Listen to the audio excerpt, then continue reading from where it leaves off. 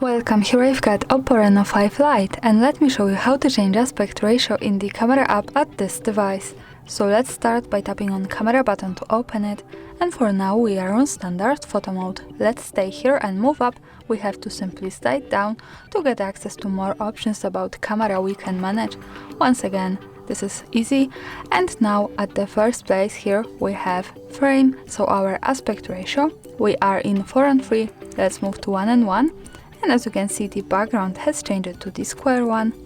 Another slide down, and let's move to full. So now we have full camera frame, full aspect ratio, and here we can pick also 16 and 9, a little bit shorter than full. So of course you can stay on whatever you need. Now let me move back to 4:3, the original one. That's all, thanks for watching, subscribe our channel and leave the thumbs up.